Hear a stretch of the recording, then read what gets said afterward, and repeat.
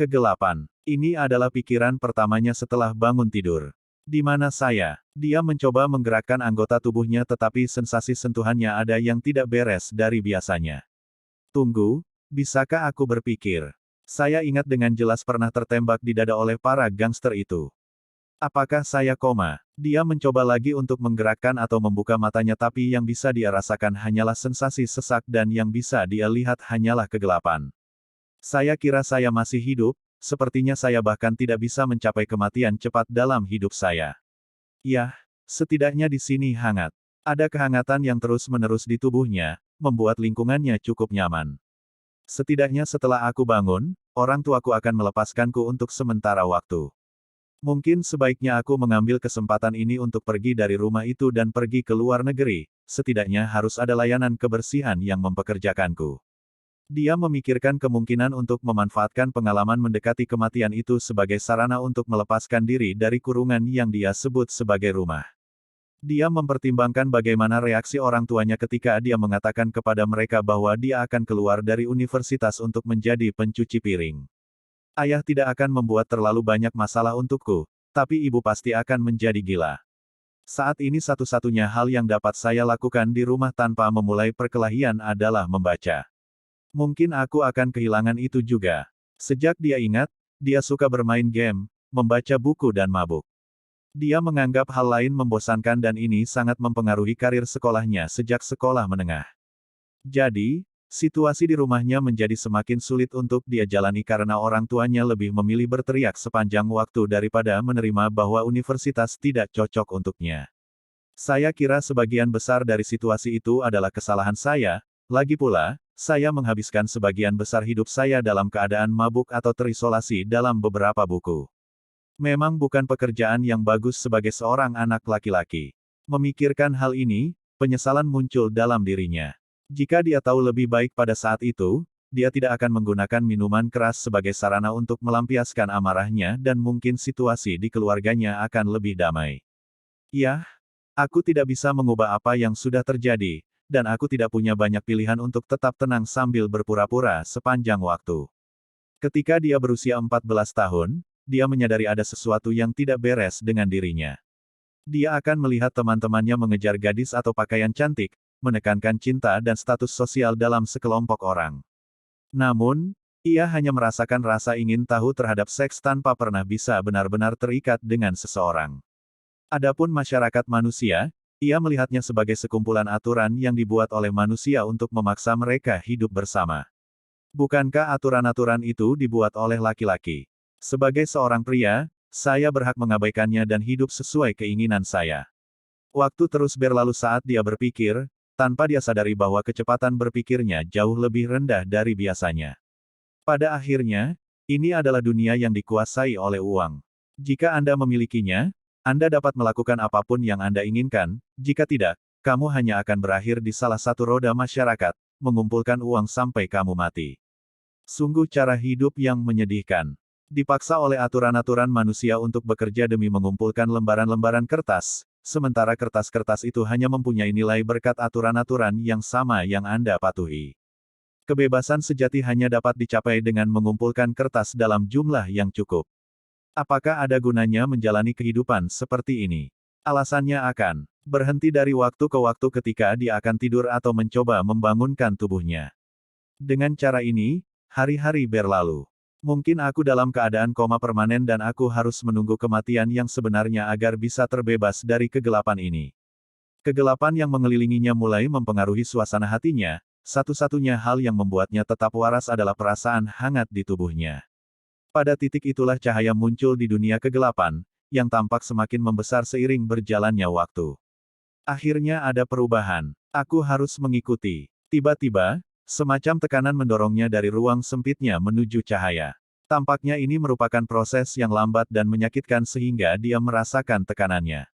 Setelah beberapa waktu, dunia kegelapan menjadi dunia cahaya yang begitu terang hingga matanya sakit.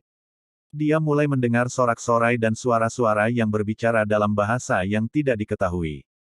Ketika matanya sudah terbiasa dengan cahaya, dia akhirnya bisa melihat apa yang ada di sekitarnya. Seorang wanita parubaya gemuk sedang menatapnya dengan khawatir, dengan ringan menyentuh dadanya. Yang aneh adalah tangannya seolah menutupi seluruh tubuhnya.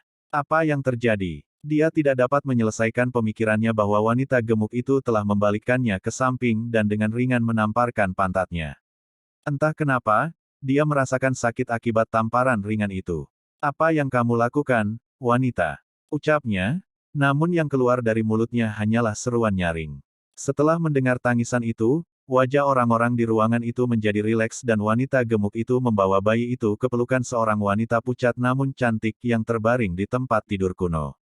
Dia laki-laki, Tuan Putri, dan dia cukup penasaran, dilihat dari cara dia memandang segala sesuatu. Meskipun dia tidak mengerti apapun tentang apa yang dikatakan wanita gemuk itu, pria muda bertubuh bayi itu dapat dengan mudah mengetahui situasinya. Apakah aku terlahir kembali? Bukankah itu koma? Wanita yang menggendong bayi itu membuka dadanya dan berusaha memberinya makan. Apa? Sebelum dia bisa mengatakan, atau lebih tepatnya berteriak apapun, cairan mengalir ke dalam mulutnya dan dia merasa pusing karena makanan pertamanya.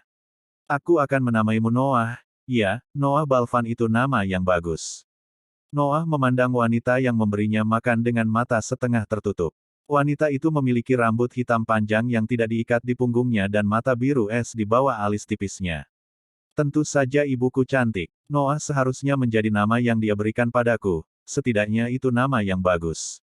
Pintu kamar terbuka dan seorang pria berusia 40-an dengan rambut hitam pendek dan wajah tegas berjalan langsung menuju wanita di tempat tidur. Lili, biarkan aku melihat anak itu. Mengatakan demikian, pria itu langsung menggendong Noah dan mengangkatnya ke udara agar bisa melihat bayi itu dengan lebih baik. Wanita gemuk dan dua pelayan lainnya di sisi tempat tidur menundukkan kepala saat melihat pria itu. Bahkan Lili menahan suara amarahnya saat melihat Noah tiba-tiba diambil dari dadanya. Agak pucat dan kurus tapi sepertinya ada semacam kecerdasan dalam dirinya. Mungkin dia tidak akan bisa menjadi penjaga keluarga utama tapi dia mungkin berhasil sebagai konselor. Kamu melakukan pekerjaan dengan baik, Lili. Mengatakan demikian, pria itu mengembalikan bayi itu kepada ibunya dan berjalan menuju pintu keluar. Melihat pemandangan ini, Lili berkata dengan lembut.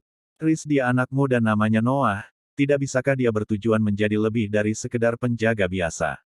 Berhenti di tepi pintu keluar, Chris menoleh ke arah Lili dan berkata dengan cara yang paling alami. Bahkan jika dia memiliki darahku di nadinya, dia juga memiliki darahmu yang tercampur. Anak pelacur harus menganggap dirinya cukup beruntung jika dia bisa melindungi keturunan keluarga utama. Dan dia keluar kamar meninggalkan Lili dengan mata berair sambil memeluk Noah.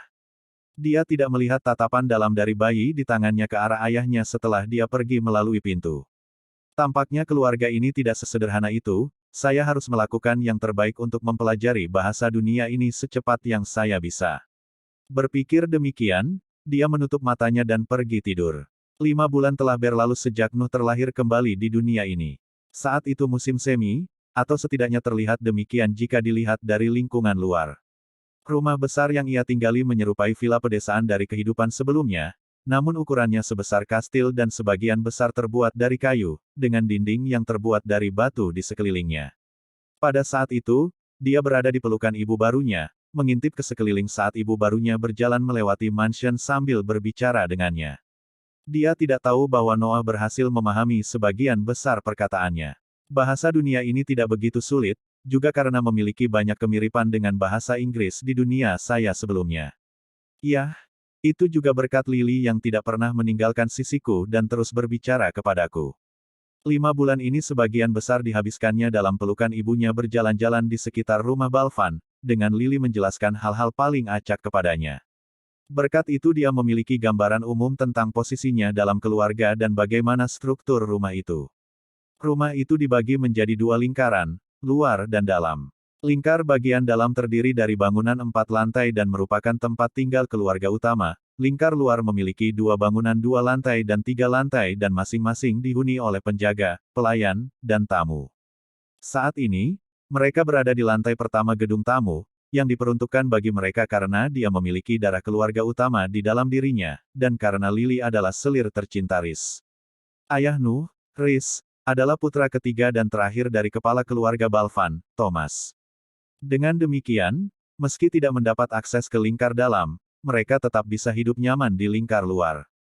Kamu harus tumbuh kuat, sayangku. Orang-orang di lingkaran dalam akan melihatmu sebagai bajingan dan tidak akan berusaha untuk melecehkan dan menindasmu, terutama cucu dan cucu sah dari Bapak Bangsa. Mendengar hal tersebut, mood Noah menjadi lebih berat. Saya menjalani kehidupan tanpa makna, di dunia yang penuh dengan kompromi dan sekarang setelah saya terlahir kembali, saya diminta untuk menanggung penindasan karena status sosial saya hanya untuk menjadi alat yang digunakan oleh keluarga utama. Sepertinya aku akan menjalani kehidupan lain yang hampa makna. Lily terus berbicara tetapi pikiran Noah melayang, mencoba memikirkan tindakan terbaik untuk hidup ini. Jika saya tinggal di sini, saya mungkin akan mendapat banyak keuntungan, lagi pula, keluarga Balvan tampaknya cukup kaya. Aku hanya tidak cukup tahu tentang lingkungan luar mansion, jadi aku tidak yakin dengan kemungkinan yang ditawarkan dunia luar. Noah sudah mempertimbangkan untuk melarikan diri dari keluarganya. Ia mengapresiasi kasih sayang dan usaha ibu barunya ini, namun perasaan tersebut jauh dari kasih sayang yang seharusnya ia miliki terhadap orang tua. Saya sudah mempunyai keluarga dan itu tidak berjalan dengan baik. Kali ini aku tidak harus melalui berbagai pengalaman untuk memahami orang seperti apa aku ini jadi aku selalu bisa memilih hal-hal yang paling cocok untukku. Jika kehidupan di lingkaran dalam terlalu sulit hanya karena alasan menjadi bajingan, aku tidak akan keberatan meninggalkan rumah itu. Ditambah lagi, saya memiliki pengalaman 25 tahun sebelumnya. Dan pengetahuan tentang dunia yang lebih maju, kemungkinan saya seharusnya banyak. Dari cara berpakaian masyarakatnya, struktur bangunannya, dan keadaan perabotannya, ia dapat menebak bahwa ini adalah dunia tanpa listrik, sehingga tertinggal jauh dalam bidang teknologi dibandingkan dunia sebelumnya. Namun, ini mungkin juga merupakan kerugian. Kebiasaan saya adalah masyarakat industri dan pemikiran saya adalah pemikiran seseorang dari abad ke-21. Saya tidak tahu bagaimana reaksi orang-orang di sini terhadap beberapa gagasan. Saya harus berhati-hati. Terkadang memikirkan masa depannya, terkadang mendengarkan ibunya, hari berlalu dan malam semakin dekat. Lily berjalan ke balkon untuk menyaksikan bintang-bintang muncul di langit yang gelap. Noah menggunakan kesempatan ini untuk mempelajari lingkungan di luar mansion. Di luar tembok pertahanan terdapat domba yang sedang merumput di ladang, terdapat jalan batu besar yang dimulai dari gerbang utama mansion dan membentang di kejauhan, membelah ladang hijau menjadi dua bagian. Ladang yang tampak seperti jagung sedang ditanami di sisi kanannya dan hutan hampir tidak terlihat di sebelah kirinya dari kejauhan. Itu adalah pemandangan yang indah, pemandangan yang tidak biasa dilihat Nuh, dan sekarang inilah dunia barunya. Kemudian dia mengalihkan pandangannya ke langit, dan dia seolah melihat kegelapan menyelimuti kemerahan awan akibat matahari terbenam. Pada awalnya titik itu seperti titik kecil di kejauhan, menjadi semakin besar seiring dengan arahnya. Baru kemudian dia menyadari ada sesuatu yang tidak beres. Kegelapan itu bukan disebabkan oleh malam hari tetapi karena siluet sesuatu yang bergelombang di balik awan. Itu cepat dan semakin dekat. Pada titik tertentu, suara gemuruh yang memekakkan telinga terdengar di pedesaan yang damai. Itu berasal dari sosok di langit. Tubuh bersayap hitam terjun dari awan secara diagonal, melaju menuju kawanan domba di luar tembok rumah. Panjangnya 7-8 meter dan memiliki sayap besar bersisik hitam, sebenarnya sisiknya menutupi seluruh tubuhnya. Ia menyelam dengan kecepatan tinggi sehingga Nuh tidak dapat melihat perbedaan waktu antara keluarnya ia dari awan dan saat ia mendekati daerah di mana kawanan itu berada. Tiba-tiba, dinding yang diterangi warna ungu dan rune muncul di permukaannya. Itu mengeluarkan dengungan yang mantap namun keras dan warna ungu dari dinding menyebar ke arah pedesaan ke arah kawanan. Binatang itu tampak terganggu saat turun dan mencoba menghentikan dirinya di udara sambil melebarkan sayapnya. Tapi kecepatannya terlalu tinggi dan tak terhindarkan jatuh ke tanah di mana lingkaran cahaya ungu itu mengarah, menciptakan lubang yang sangat besar. Saat lingkaran ungu menyentuh naga itu, asap mengepul dari lubang dan raungan lain, yang menyakitkan, terdengar di senja hari. Naga itu naik ke langit lagi secepat mungkin dan menatap dengan mata berbisa ke arah mansion. Asap terus mengalir keluar dari perutnya seperti luka terbuka. Rupanya, lingkaran cahaya ungu itu telah melukai naga itu. Dipenuhi dengan kebencian, naga itu menghirup dan kemudian meludahkan lidah api merah ke arah mansion yang berbentuk tombak sambil terus mendekati lingkar luar. Lily membeku ketakutan melihat tombak api datang ke arahnya sementara Noah masih terlalu terpesona dengan apa yang dilihatnya bahkan untuk menyadari bahaya yang dia hadapi. Namun sebelum api mencapai dinding luar, sesosok muncul di udara di antara mereka. Dia mengangkat tangan kanannya dan menggumamkan sesuatu lalu tombak api itu mengenai sesuatu seperti dinding udara. Gesekan antara api dan perisai berlangsung selama beberapa detik sebelum api padam dan sosok mengambang terlihat kembali. Dia adalah seorang lelaki tua, dengan janggut putih panjang di sisir lurus mencapai pinggangnya. Dan rambut panjang tak terikat tergerai tertiup angin. Dia mengenakan kimono Cina berlengan besar namun kimono kanannya kini terbakar, memperlihatkan lengannya yang ramping namun kokoh. Dia menatap naga tepat di matanya dan naga itu melakukan hal yang sama. Kebuntuan itu berlangsung sekitar 10 detik sebelum naga itu meraung sekali lagi dan berbalik untuk pergi dengan kecepatan tinggi melintasi langit, menuju hutan. Lelaki tua itu menunggu lebih lama lagi di udara di atas tembok sambil memandang ke arah kemana naga itu pergi. Setelah benar-benar yakin bahwa binatang itu telah pergi, dia menghela nafas dan menghilang. Lily masih membeku ketakutan dan tidak menyadari bahwa dia memegang tubuh lemah Noah terlalu erat. Rasa sakit inilah yang membuatnya kembali ke dunia nyata sambil meninggalkan erangan kecil untuk membangunkan ibunya dari lamunan. Lily kembali ke dunia nyata juga, melunakkan cengkeramannya pada Noah, dan dia hendak mengatakan sesuatu sebelum disela oleh suara tua dan dalam. Jadi, ini cucuku yang terbaru, benar. Nuh tidak percaya akan keberadaan jiwa pada kehidupan sebelumnya, hidup hanyalah tentang empiris dan kenyataan, tidak ada tempat untuk pemikiran keagamaan atau spiritual. Namun setelah ia terlahir kembali, ia mulai mempertimbangkan gagasan bahwa ada lebih dari yang bisa dilihat oleh mata atau mesin canggih. Saat dia menatap lelaki tua yang dengan lembut berdiri di tepi balkon, yang tampaknya muncul entah dari mana, pikirannya menjadi kacau. Ada seekor naga muncul dan mengejar seekor domba. Jadi dunia ini mempunyai naga di dalamnya. Lalu tembok itu menyala dan melukai naga itu kan. Kemudian naga itu marah dan ingin membakar kami semua tetapi lelaki tua ini, yang rupanya adalah kakekku, memblokirnya dengan satu tangan saat terbang dan kemudian menatap naga itu untuk membuatnya terbang. Setelah merangkum kejadian sebelumnya di benaknya, dia hanya punya satu pikiran. Di mana aku berakhir? Orang ini benar-benar bisa terbang dan melawan naga dan mereka ingin aku melindungi mereka. Apakah ada yang salah dengan pikiran mereka? Tunggu, jika mereka ingin aku melindungi mereka, itu berarti aku harus bisa belajar satu atau dua hal. Pemikirannya terganggu oleh Thomas yang memasuki balkon dan berjalan perlahan ke arah mereka. Ya, Tuan Patriark, ini Nuh, putra Riz dan putra saya sendiri. Menundukkan kepalanya, Lily dengan lembut memperlihatkan Noah kepada Thomas agar dia bisa melihat bayinya dengan lebih baik. Mungkin Lily ingin menggunakan kesempatan ini untuk menanamkan rasa cinta pada Thomas kepada cucunya agar dia bisa melindunginya di masa depan, atau mungkin dia hanya ketakutan saat melihat bapak tua itu sehingga dia tidak bisa berbuat apa-apa selain mengekspos putranya dengan tangan gemetar. Sementara itu, Noah sedang menatap lelaki tua itu dengan mata tajam. Dia bahkan tidak menyadari gairah dan keingintahuan yang ditunjukkan oleh tatapannya. Orang-orang di dunia ini bisa terbang dan bertarung dengan naga sialan. Maan tua, lihat betapa lucunya aku. Ajari aku cara terbang. Namun hanya sedikit suara yang keluar dari mulutnya, menyerupai kata-kata namun tidak ada artinya. Maka Nuh mengulurkan tangan kecilnya ke arah Thomas, untuk membangkitkan perasaannya, memasang wajah bahagia saat melihat bapa bangsa yang sudah dekat. Kamu melawan naga tapi kamu tetap mencintai saudaramu, kan? Tak perlu dikatakan lagi, seluruh kejadian naga meninggalkan kesan mendalam padanya. Bagaimanapun, naga hanyalah legenda di dunianya dan digambarkan sebagai naga yang perkasa dan tak terkalahkan. Meskipun kekuatan mereka hanya sebatas imajinasi, di dunia ini naga bisa dilawan, dan kamu bisa menang.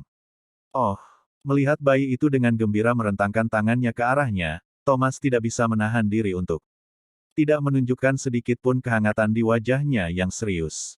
Kemudian dia mengangkat Noah dari ketiaknya dan menatapnya sambil tersenyum tipis.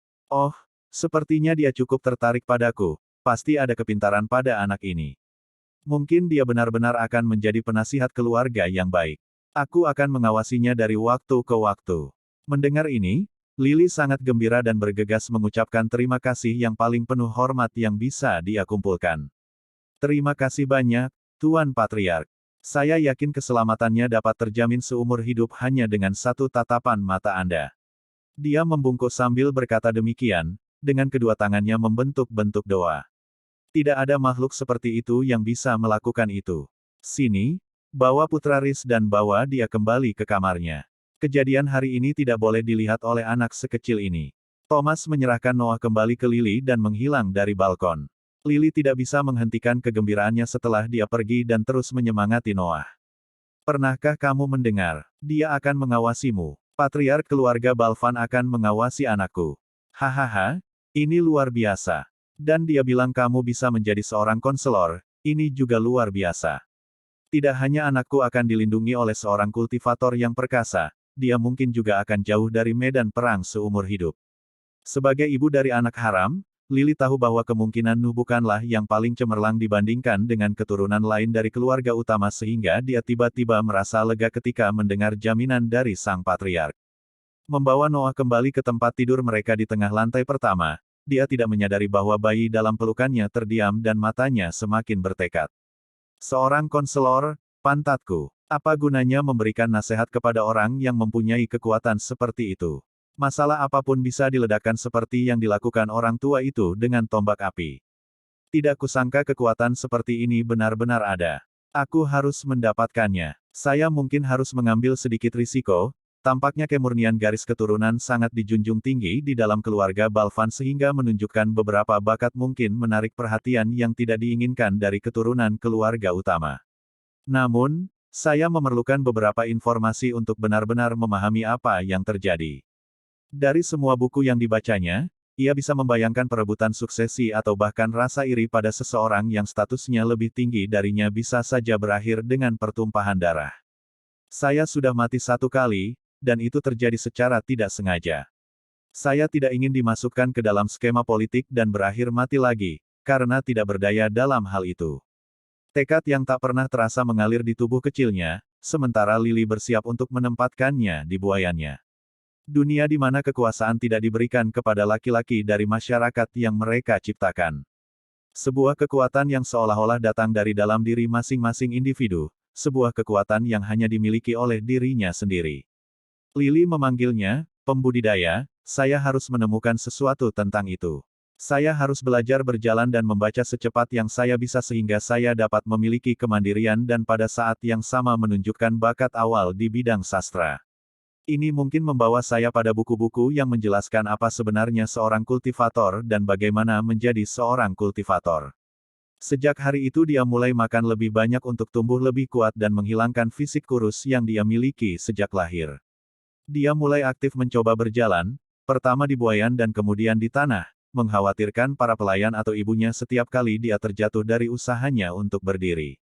Namun, rasa sakit seperti ini bukanlah apa-apa. Peluru di dada jauh lebih menyakitkan. Maka, hanya 8 bulan setelah kelahirannya, Nuh sudah berdiri tegak di tanah, mengambil langkah pertamanya.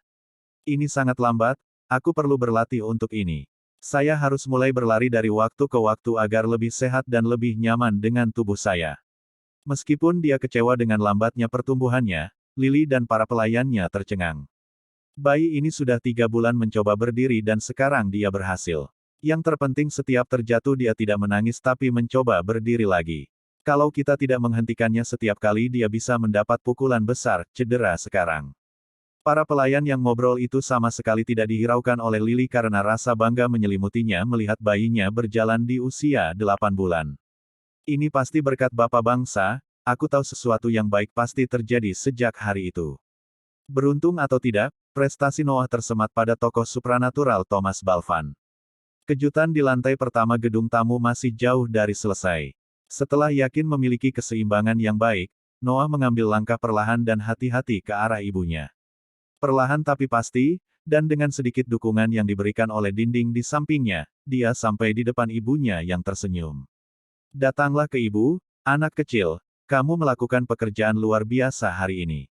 Ibu senang. Mengatakan ini dia setengah berlutut di tanah dengan tangan terentang menunggu Noah mencapai pelukannya. Noah memandangnya dan tersenyum, lalu merentangkan tangan ke arahnya dan berteriak di saat-saat terakhir sebelum pelukan.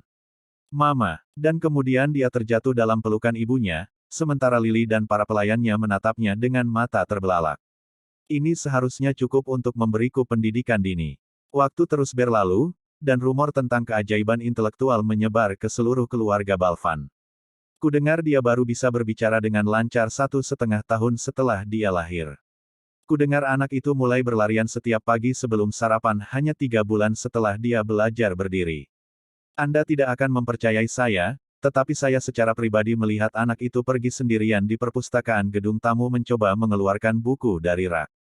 Percayalah, saya sedang melakukan layanan pembersihan di sana pada waktu itu dan saya menemukannya sedang mencari pada simbol-simbol di buku seolah-olah dia bisa membaca. Dan dia baru berusia 2 tahun saat itu. Itu tidak mungkin, permintaan ibunya untuk memberinya seorang guru telah disetujui 2,5 tahun yang lalu. Apakah kamu mengatakan bahwa dia tahu cara membaca bahkan sebelum dia mendapatkan seorang guru? Aku hanya menyatakan apa yang kulihat. Aku tidak yakin dia sedang membaca, tapi sepertinya dia sedang mencoba. Rumor seperti ini tersebar di mana-mana di gedung tamu, menyebar dari satu pelayan ke pelayan lainnya. Semua orang menunggu rekor berikutnya yang akan dipecahkan oleh anak haram itu dalam kecepatan pertumbuhannya. 5 tahun telah berlalu sejak kelahirannya di dunia ini dan dia bekerja keras untuk meningkatkan dirinya dan mendapatkan pijakan yang stabil dalam keluarga. Dia terus berlari setiap hari, menambahkan beberapa latihan ringan untuk membuat tubuhnya yang masih lemah tidak terlalu lemah. Ini memberinya sosok langsing namun cerah dan dia merasakan tubuhnya semakin kuat setiap hari. Namun, meskipun dia lebih kuat dari anak-anak pada umumnya, dia tetaplah seorang anak kecil. Dia hanya melakukan latihan setengah jam per hari karena itu adalah batas tubuh mudanya. Sisa hari itu dihabiskan dengan makan makanan besar yang terbuat dari nasi dan daging, tidur atau membaca. 2,5 tahun yang lalu dia akhirnya mendapatkan gurunya, sehingga dia bisa berhenti menyelinap keluar di malam hari untuk mencoba menguraikan simbol-simbol aneh yang mereka sebut tulisan. Nama gurunya adalah Lee Nereknes. Dia adalah salah satu ulama yang disewa oleh keluarga utama untuk mendidik keturunannya dan posisinya dalam keluarga cukup tinggi untuk seorang tamu. Ayah Nuh, Riz, menemaninya ke lingkar luar secara pribadi, menjelaskan betapa proses pengajaran harus dianggap serius dan bukan sebagai permainan. Rupanya, kedudukan ulama di mata Riz lebih tinggi derajatnya daripada kedudukannya, karena itulah pertama kalinya Nuh melihat ayahnya setelah kelahirannya. Linereknes adalah seorang pria berusia 60-an, dengan rambut abu-abu diikat ekor kuda dan janggut hitam pendek terlihat jelas. Dia memiliki wajah apatis seolah-olah tidak ada yang menarik baginya dan menjelaskan segala sesuatunya dengan lambat namun singkat. Namun, karakter luhur ini pun harus mengubah wataknya terhadap Nuh ketika dia mengetahui bahwa dia belajar membaca dalam waktu kurang dari 6 bulan mengajar. Setelah itu, dia akan menyelesaikan setiap buku yang diberikan oleh cendekiawan itu dalam waktu yang semakin singkat dan dia bahkan punya waktu untuk menyewa buku-buku yang dia minati dari perpustakaan di lantai dasar. Para pelayan sudah terbiasa memetik buku sehingga mereka bahkan tidak mengingatkannya untuk membawanya kembali. Pada usia 5 tahun, Nuh memiliki pemahaman umum tentang topografi di dekat mansion, status sosial keluarga Balvan, dan akhirnya, ia menemukan sesuatu tentang pembudidaya. Rumah besar Balvan terletak di pedesaan dekat hutan evergreen, disebut seperti ini karena jenis pohon tempat hutan itu dibuat. Jalan batu besar di gerbang utama mengalir ke jalan yang lebih besar menuju kota besar terdekat, Moss Grove, yang dikuasai oleh keluarga Sosti. Keluarga Balvan adalah bawahan keluarga Sosti dan harus membayar upeti tahunan berupa emas atau barang untuk mempertahankan kekuasaannya atas bagian pedesaan ini. Mereka adalah tuan tanah seluas 50 km persegi di sekitar rumah besar Balvan dan harus memungut pajak tahunan dari desa-desa di daerah ini dan melindungi mereka dari serangan bandit atau binatang ajaib. Binatang ajaib. Di dunia itu, terdapat spesies hewan dengan bakat bawaan untuk menyerap energi dari dunia dan menggunakannya untuk memberdayakan kemampuan alami mereka. Tombak api yang digunakan oleh naga bertahun-tahun yang lalu adalah jenis penggunaan energi dunia yang memperkuat apinya yang sudah kuat, memberi mereka lebih banyak jangkauan serangan dan daya rusak. Akhirnya sekitar setahun sebelumnya, Nuh menemukan buku tentang budidaya. Itu adalah sebuah buku tua dan berat, yang ditulis oleh seorang kultivator yang ingin menyebarkan konsep kultivasi kepada masyarakat umum dan kemudian menjadi sastra klasik. Nama kultivator tersebut hilang seiring berjalannya waktu namun nama buku tersebut masih dikenal oleh semua budayawan sebagai sistem yin-yang. Menurut buku itu, energi alam disebut nafas langit dan bumi, dan para pembudidaya serta binatang ajaib menyerap dan menyimpannya untuk memberdayakan tubuh mereka, memperpanjang hidup mereka dan menggunakan teknik magis. Nafas dapat digunakan sebagai sarana untuk memberdayakan tubuh dan teknik bela diri atau dapat dihubungkan dengan energi mental seseorang untuk melepaskan serangan unsur. 7 jenis unsur tersebut adalah cahaya, kegelapan, api, air, tanah, angin, dan guntur, dan bakat seseorang terhadap salah satu unsur tersebut ditentukan sejak lahir. Secara umum, setiap orang mempunyai bakat terhadap satu elemen namun perbedaan energi mental menentukan kemampuannya untuk memanipulasi elemen tersebut. Noah saat ini sedang belajar dengan Linereknes tentang filsafat di sebuah ruangan di lantai pertama gedung tamu, tetapi pikirannya terus-menerus mengembara pada topik yang dijelaskan dalam sistem yin-yang. Binatang ajaib memiliki kemampuan bawaan untuk memanipulasi dan menyerap nafas, dan mereka akan belajar menggunakannya secara alami sepanjang hidup mereka. Dapat dikatakan bahwa garis keturunan mereka cukup menguntungkan menurut aspek ini. Namun, langit dan bumi itu adil sehingga kebanyakan dari mereka tidak memiliki kecerdasan untuk menggunakan bakat mereka dengan lebih baik. Manusia, sebaliknya, dapat membuat tombak dari batu, dan busur serta anak panah dari pohon, tetapi mereka membutuhkan teknik untuk menyerap dan menggunakan nafas, dan bahkan perangkat khusus untuk memahami bakat mereka terhadap suatu elemen. Tidak heran buku ini tidak dihancurkan oleh para penggarap dan berhasil bertahan sampai sekarang. Bahkan jika Anda mengetahui teori umum di balik kekuatan itu, Anda tidak dapat berbuat banyak tanpa teknik yang tepat. Hal terbaik yang dapat dilakukan buku ini adalah memberikan pemahaman yang lebih baik tentang hal-hal gaib kepada orang normal. Langit dan bumi itu adil, katanya, namun jika Anda dilahirkan di keluarga miskin, Anda hanya bisa bermimpi untuk mendapatkan teknik. Bahkan bagiku, yang lahir di keluarga dengan para kultivator, sulit untuk mengatakan apakah aku bisa melihat teknik ajaib ini. Adillah. Meskipun Li asyik dengan penjelasannya, dia mulai memperhatikan bahwa Noah hanya akan mengangguk padanya sebagai jawaban setiap kali dia melihatnya, sementara matanya menatap lekat-lekat ke titik yang sama dari buku di depannya selama satu waktu, jam. Sedikit marah, Li mengambil tongkat kayu dari belakang punggungnya dan bersandar pada lengan kiri Noah. Patah. Suara tamparan terdengar dan Noah mengangkat kepalanya menatap gurunya sambil memegang tempat tongkat itu baru saja dipukul. Apakah kamu masih memikirkan omong kosong kultivasi itu? Berapa kali aku harus memberitahumu, jangan buang waktumu. Kamu hanyalah bajingan dari keluarga bangsawan berukuran sedang, bahkan jika keluarga Balvan memiliki beberapa teknik yang mereka miliki, tidak dimaksudkan untukmu. Terlebih lagi, sastra adalah representasi nyata dari manusia, kultivasi hanyalah tentang membunuh dan dibunuh, tidak ada yang mulia di dalamnya. Li mencaci makinya, rupanya ini bukan pertama kalinya pikiran Noah melayang. Sebenarnya, sejak dia menyelesaikan sistem yin-yang, dia benar-benar kehilangan minat pada pengajaran sastra. Bagaimanapun, ia mencapai tujuannya untuk mengetahui lebih banyak tentang dunia kultivasi sehingga pelajaran tersebut hanya menjadi kewajiban yang membosankan. Tetapi guru, bahkan orang yang paling bijaksana sekalipun harus menundukkan kepalanya kepada binatang ajaib yang paling lemah. Jika kamu tidak memiliki kekuatan untuk melindungi dirimu sendiri, semua pengetahuanmu tidak ada gunanya. Patah. Pukulan tongkat lainnya mendarat di lengan kanan Noah. Karena ketidakberdayaan guru Li, Nuh hanya akan memeluk lengannya dan mendengus kecil sementara tidak ada sedikit pun rasa takut yang muncul di matanya. Ada apa dengan anak ini? Aku telah menginstruksikan putra sulung kepala keluarga dan bahkan sekarang dia berusia 25 tahun dia masih takut dengan tongkatku. Tapi anak ini adalah pemikiran Linereknes, yang tidak mampu menjinakkan anak berusia 5 tahun. Sudahlah, istirahat saja dan jangan berkeliaran di perpustakaan sepanjang malam seperti biasanya. Sampai jumpa lagi dalam 2 hari dan sebaiknya kamu melupakan semua sampah budidaya itu. Sambil memijat pelipisnya, dia mengatakan itu sambil menunjuk pintu keluar ke arah Noah. Mendengar kata-katanya, Noah bangkit, mengambil bukunya, membungkuk, lalu meninggalkan ruangan. Kehidupan Nuh terus berjalan. Rambut hitam panjangnya terus tumbuh sehingga ibunya sering menyisirnya untuknya.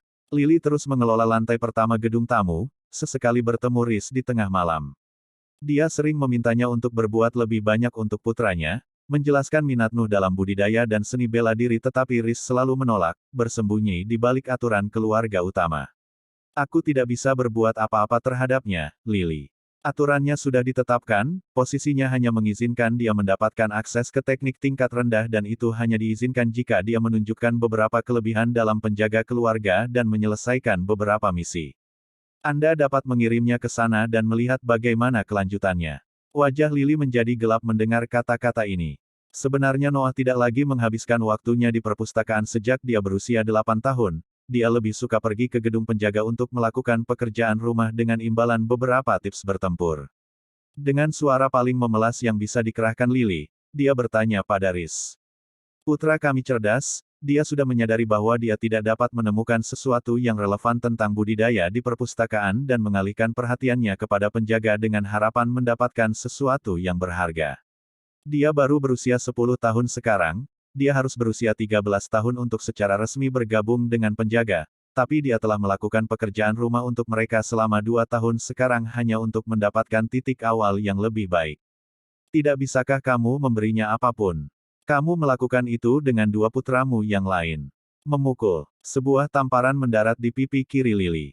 Dia berteriak pelan dan kemudian dia mengatur ulang dirinya dalam posisi setengah berlutut dengan kepala menunduk dan rasa logam menyelimuti mulutnya. Ingat posisimu. Ingatlah bahwa akulah yang mengizinkanmu melahirkan bajingan itu dan itu hanya karena kamu dapat meringankan kesedihan yang aku rasakan terhadap istriku yang telah meninggal. Jangan berani-berani kamu membandingkan putra dan putri pemberian Rebecca kepadaku dengan anak pelacur rendahan lagi. Jangan pernah lupa bahwa akulah yang membiarkan kalian berdua hidup. Dengan sedikit gemetar, Lily menjawab.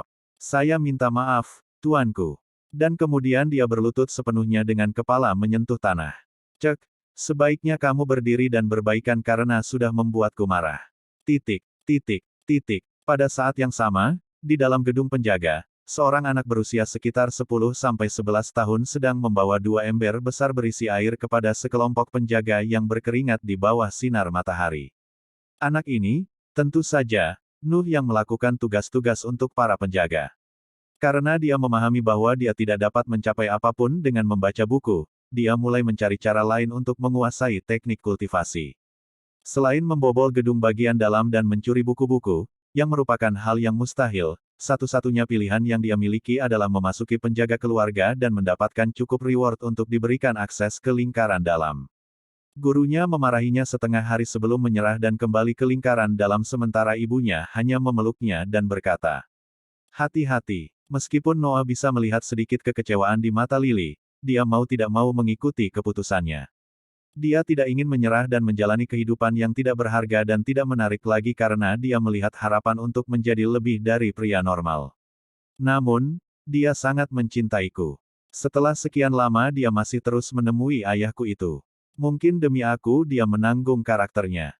Akhir-akhir ini, setiap kali dia kembali ke kamarnya, dia akan menemukan beberapa memar baru di tubuh ibunya, namun dia tidak pernah melihat Lily tanpa senyuman ketika dia menatapnya. Saya kira saya harus berusaha lebih keras dalam hidup ini. Saya rasa saya tidak bisa hidup bahagia jika saya tidak melakukan yang terbaik untuk merawatnya.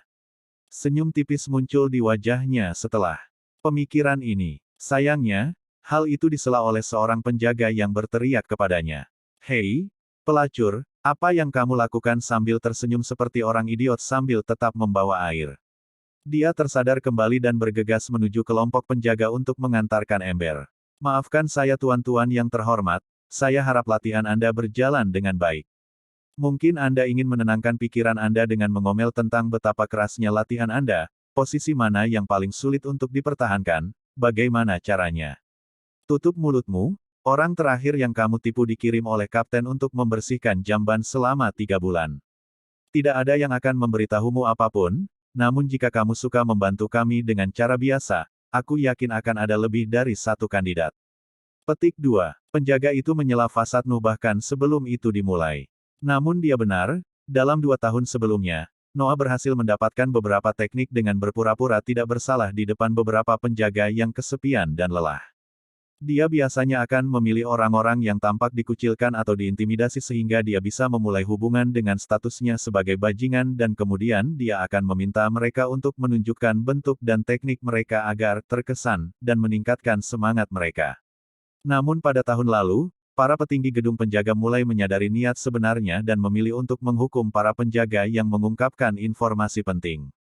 Mereka tidak berani menghukumnya karena dia masih kecil dan, bahkan memiliki seorang bajingan, dia memiliki darah keluarga utama di nadinya. Adapun, cara membantu yang biasa, pada dasarnya terdiri dari para penjaga yang memukul Nuh beberapa kali hingga dia terjatuh ke tanah sebagai bentuk pelatihan tempur. Harus dikatakan bahwa pelatihan tempur masih merupakan ide Nuh setelah dia tidak dapat menipu penjaga lagi. Lagi pula, di kehidupan sebelumnya, dia pada dasarnya tidak punya pengalaman bertarung jadi itu harus menebusnya. Saya kira tidak ada pilihan lain. Ayo kita jalan-jalan, pasti menyenangkan. Sekelompok penjaga bersorak ketika mereka mendengar jawaban Nuh dan mulai memainkan beberapa permainan tangan untuk memutuskan siapa yang beruntung bisa memberi pelajaran kepada anak tak tahu malu itu. Sementara itu, Noah pergi ke tempat penyimpanan pedang untuk mengambil pedang pendek karena kebiasaannya. Gedung penjaga memiliki halaman luas di tengahnya untuk memberi para penjaga tempat yang luas dan pribadi untuk berlatih. Nuh hanya berhasil masuk berkat kepolosan awalnya dan ketekunannya dalam melakukan tugas-tugas mereka. Depositnya ada di sisi halaman jadi setelah beberapa menit dia kembali ke kelompok penjaga dengan pedang pendek baja tumpul. Para penjaga, pada saat itu, sudah terbiasa dengan anak ini yang mampu menggunakan pedang dengan tangan kirinya dengan cukup cekatan.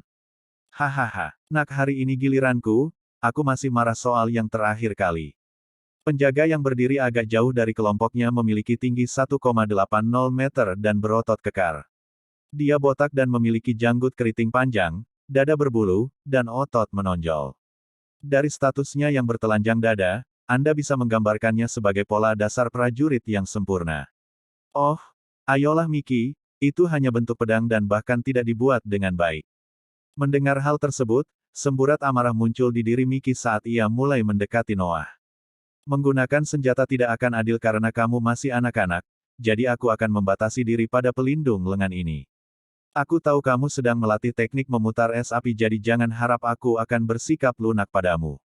Mickey berlari ke arah Noah sambil menyilangkan lengannya untuk menutupi kepala dan dadanya. Noah mengambil posisi yang dia pelajari dari gaya pedang dan menunggu. Kesempatan yang tepat, memindahkan bebannya ke kaki depannya, siap untuk berlari kapan saja. Ketika penjaga itu berada 1,5 meter darinya, Noah berlari menurunkan dirinya untuk menghindari serangan penjaga dan bersembunyi dari pandangannya. Lagi pula, dia pada dasarnya setengah dari tinggi penjaga. Saat dia berlari, dia menebaskan pedangnya secara diagonal ke kaki kanan penjaga. Dentang, suara logam melawan logam terdengar saat pelindung lengan muncul di lintasan pedang. Penjaga itu mengantisipasi tindakannya. Tanpa menunggu lebih jauh, penjaga itu mendorong dirinya ke arah Noah dengan tujuan untuk memukulnya dengan bahunya yang sudah diturunkan. Bertentangan dengan ekspektasi, Noah tidak mengelak tetapi memutar pergelangan tangan kirinya sambil memegang pedang dengan cara yang aneh. Pedang itu menghilang sesaat hanya untuk muncul kembali di leher Mickey tanpa dia menyadarinya. Aku akhirnya melakukannya dalam pertarungan sungguhan, kurasa sudah waktunya untuk kalah. Memikirkan hal ini, Nuh melepaskan pedangnya dan membiarkan pria kekar itu memukul dadanya. Dia terbang sejauh 2 meter sebelum mendarat di tanah. Lalu dia berlutut dan batuk sedikit darah. Kamu beruntung aku bersikap lunak padamu jika aku menggunakan seluruh kekuatanku. Kamu akan terbaring di tempat tidur setidaknya selama 6 bulan. Setelah itu, Mickey bersorak gembira karena telah berhasil mengalahkan anak berusia 10 tahun. Kamu Mickey yang super kuat, sekarang aku harus pulang dan istirahat. Kekuatanmu yang luar biasa sulit untuk dicerna. Kata Noah bangkit dan bergegas menuju gedungnya. Ketika dia berada di pintu keluar dia mendengar sekelompok penjaga tertawa dengan teriakan marah di tengah tawa yang menyerupai namanya. Di sebuah ruangan di gedung penjaga, dua sosok sedang menatap ke halaman melalui jendela tempat sekelompok penjaga sedang mengejek seorang botak. Jadi, apa pendapatmu tentang dia? Salah satu sosok itu bertanya pada sosok lainnya. Dia jelas-jelas memenangkan ronde tersebut namun tetap memalsukan kekalahannya. Dia sadar akan posisinya dalam keluarga sehingga dia berusaha untuk merendahkan diri sebanyak mungkin, namun dia tidak bisa menyerah dalam usahanya mencari kekuasaan. Dia benar-benar jenius, rumor itu tidak palsu. Saya tidak menyangka dia akan mempelajari teknik pergelangan tangan ular dalam waktu kurang dari 2 tahun. Apa pendapatmu tentang dia, Kapten? Pria lain di jendela berpikir sejenak dan kemudian berkata, jika Mickey menggunakan senjata dan kekuatan penuhnya, anak itu tidak akan memiliki peluang apapun. Namun, Dia menggunakan usia dan penampilannya untuk keuntungannya, menggunakan orang-orang kita sebagai pelatihan untuk beberapa hal yang dia pelajari selama bertahun-tahun. Dia penuh perhitungan, manipulatif, tak kenal rasa sakit, dan penuh tekad. Insiden dengan naga 10 tahun yang lalu itu pasti telah memutarbalikkan pikirannya. Memikirkan bahwa seorang anak bisa begitu tak henti-hentinya dalam keserakahannya akan kekuasaan membuatku sedikit takut. Keheningan menyelimuti ruangan saat kedua pria itu terus menatap penjaga di halaman. Kelompok itu, pada akhirnya, bosan mengejek Mickey dan sepakat untuk minum anggur untuk mengakhiri hari. Jadi, apa yang harus kita lakukan padanya, Kapten? Jika orang itu dibiarkan bebas seperti ini, hanya masalah waktu sebelum masalah besar akan terjadi. Cukup jelas bahwa dia tidak akan menghentikan penelitiannya untuk teknik, saya hanya tidak tahu seberapa jauh dia bersedia melangkah. Jadi, apa yang harus kita lakukan, Kapten? Pria lainnya mengulangi. Setelah bekerja bersama selama bertahun-tahun, mereka diam-diam memahami bagaimana percakapan mereka berlangsung. Melihat sang kapten berpikir dengan mata terpejam, dia terdiam menunggu perintahnya. Kapten membuka matanya dan sambil menghela nafas ringan dia berkata, "Kami melatihnya. Titik, titik, titik." Sementara itu, Noah kembali ke kamarnya dan mengetahui bahwa ibunya masih terkurung di kamarnya. Erangan ringan bisa terdengar jika Anda mendengarkan dengan seksama. Dia memilih mandi untuk membersihkan debu dari pekerjaan sehari-hari, lalu dia makan banyak dan pergi tidur. Sekitar tengah malam, seorang pelayan datang ke kamarnya untuk membangunkannya dengan semangkuk air. Setelah menyuruh pelayan itu pergi, dia membasuh wajahnya dan menempatkan dirinya dalam posisi bersila di lantai, bernapas dengan cara yang aneh namun berirama. Melihat betapa lancarnya prosesnya, Anda bisa melihat bagaimana Noah terbiasa dengan proses ini. Otot-otot tubuhnya akan membengkak dari waktu ke waktu hanya untuk kembali ke ukuran normal dengan sedikit peningkatan volume. Setelah sekitar 1 jam, dia terbangun dari meditasinya dengan bekas keringat di tubuhnya. Teknik memutar es api hanyalah cara untuk memperkuat tubuh melalui penyerapan paksa energi yang pada siang hari dan energi yin pada tengah malam, jauh dari standar seorang kultivator. Ditambah lagi, tubuhku sekarang sudah jenuh dengan energi, jadi batasku adalah kekuatan anak laki-laki berusia 14-15 tahun hingga tubuhku tumbuh besar dan memungkinkanku menyerap lebih banyak energi. Kemudian dia bangkit dan mengambil pedang logam pendek dari bawah tempat tidurnya. Menjentikkan pergelangan tangannya, pedang itu menghilang dan muncul di posisi lain dari sudut yang berbeda. Setelah dia melakukan latihan ini dengan kedua tangannya selama beberapa saat, dia meletakkan pedang itu kembali ke bawah tempat tidurnya, lalu dia berbaring di atasnya dan berpikir keras. Teknik pergelangan tangan ular hanyalah trik untuk mengejutkan musuh dan menghabisinya dalam satu pukulan, tidak layak disebut sebagai teknik bertarung. Penggunaannya bahkan dibatasi oleh jumlah nafas yang bisa kutahan di pergelangan tanganku. Bentuk-bentuk lain yang saya pelajari dari para penjaga adalah bagian dari satu set atau tentang senjata yang masih tidak dapat saya gunakan. Apa yang harus saya lakukan sekarang? Para penjaga sudah mewaspadai saya sekarang dan mereka tidak akan mengungkapkan informasi apapun. Apakah saya benar-benar harus menunggu 3 tahun sebelum resmi melamar wali keluarga? Ini terlalu lambat, terutama karena saya tidak dapat membuat kemajuan yang berharga dalam beberapa tahun ini. Aliran pemikirannya terus berjalan selama beberapa saat ketika dia mulai mempertimbangkan cara-cara yang lebih terlarang. Aku mungkin mencuri beberapa buku dari para penjaga, tapi itu mengharuskanku mengetahui teknik mana yang sepadan dengan risikonya, siapa yang memilikinya dalam bentuk buku dan itu juga mengharuskanku untuk melarikan diri dari mansion setelah itu. Ada hukuman mati untuk kejahatan terkait budidaya tanaman dan sejenisnya. Wajah Lily yang tersenyum padanya muncul di benaknya, sedikit cengkeraman terbentuk di tenggorokannya. Sepertinya aku tidak bisa pergi. Lebih tepatnya, saya tidak ingin pergi. Selain masalah ibu saya, masalah teknik masih tetap ada. Saya tahu keluarga ini memiliki tekniknya tetapi saya tidak yakin dengan situasi dunia luar. Cahaya menerpa jendelanya, matahari terbit. Sudahlah. Mungkin aku terlalu serakah.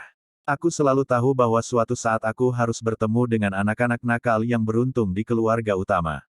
Tubuh saya masih dalam masa pertumbuhan dan teknik memutar es api dapat bertahan hingga saya mencapai usia 18 tahun.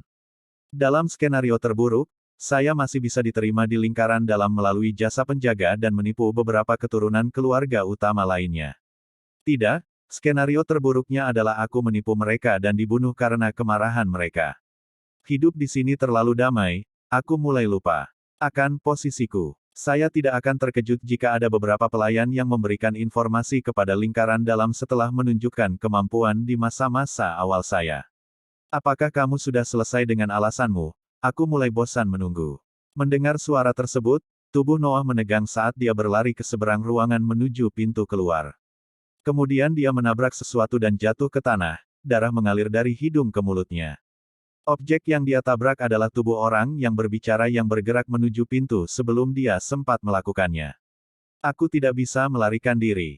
Dia siap untuk berbalik dan mengambil pedang dari bawah tempat tidur ketika pria itu berkata dengan suara acuh tak acuh.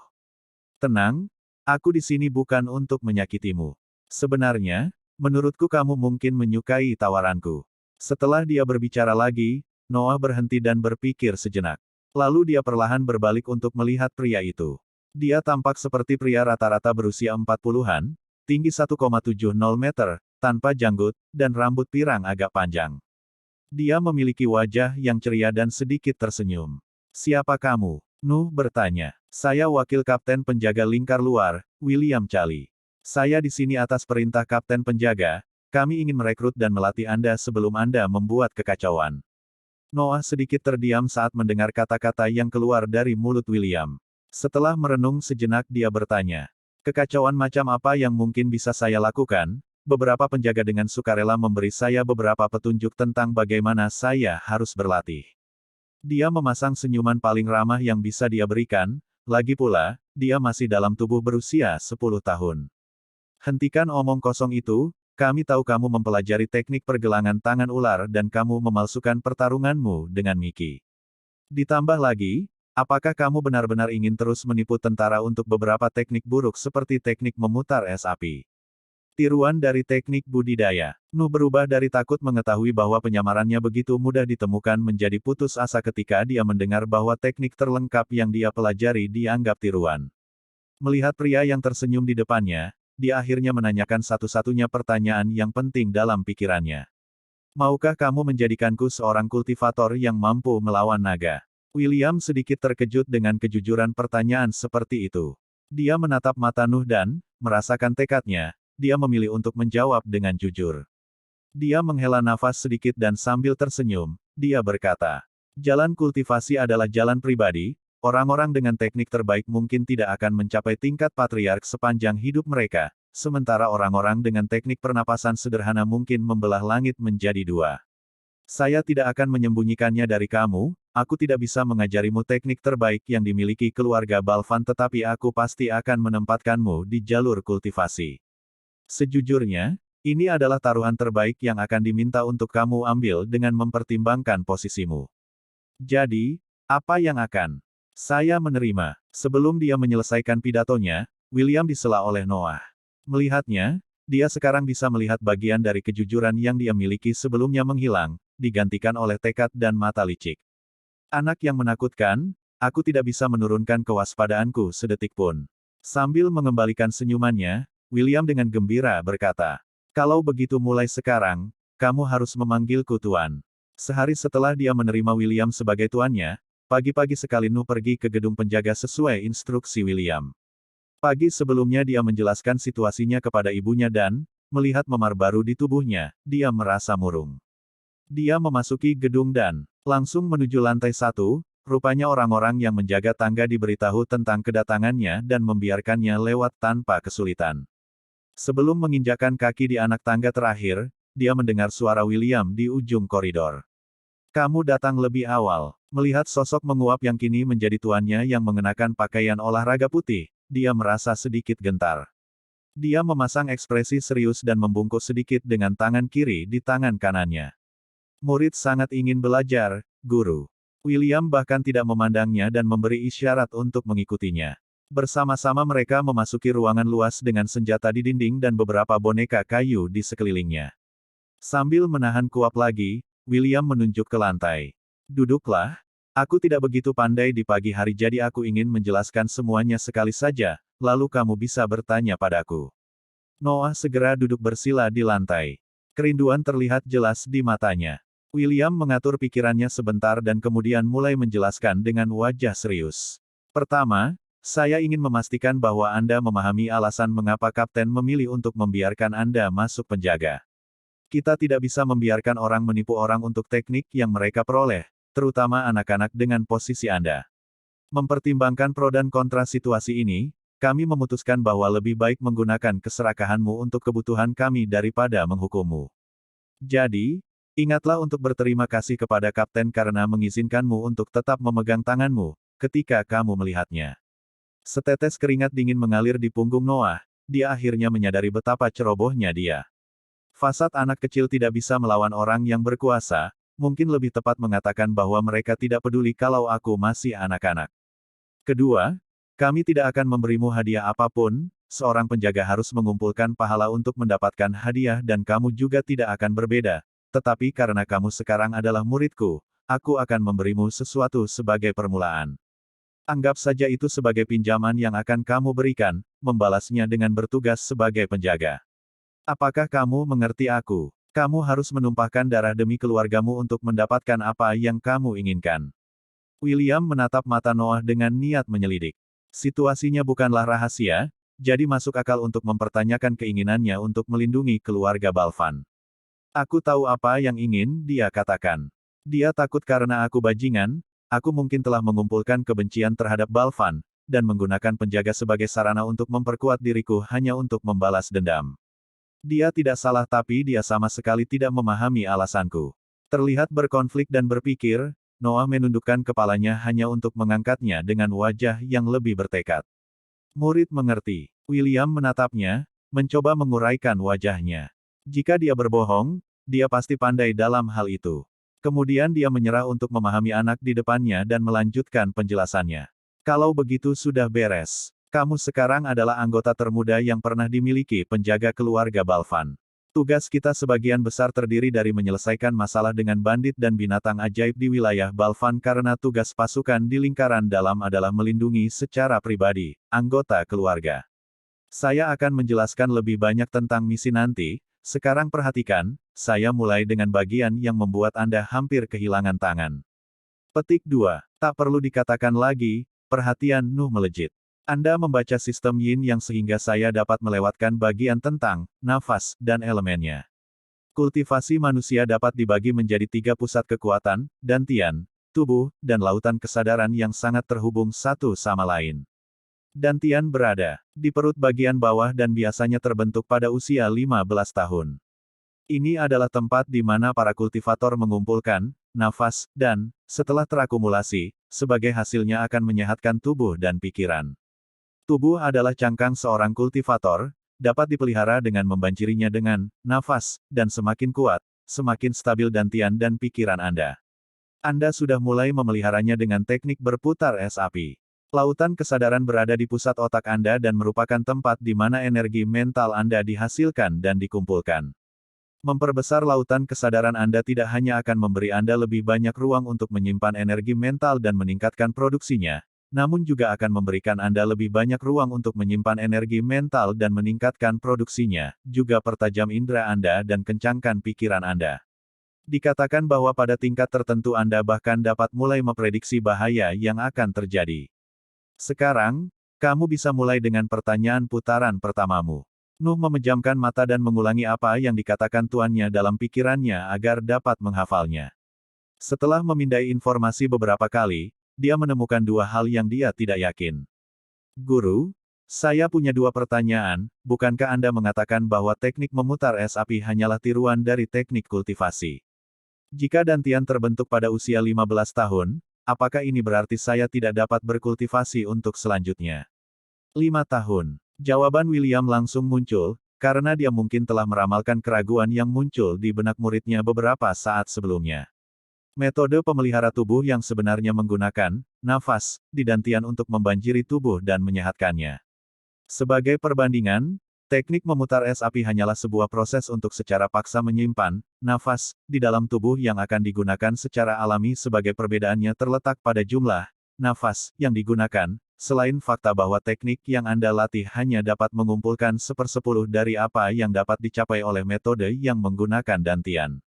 Selain itu, Anda dapat dengan jelas merasakan bahwa teknik itu terikat pada fisik batas-batas tubuh, sementara metode pemberian nutrisi tubuh yang sebenarnya dapat memungkinkan Anda untuk melampaui batas-batas tersebut. Untuk pertanyaan lainnya, ya, usia normal manusia telah membentuk dantiannya secara sempurna adalah 15 tahun.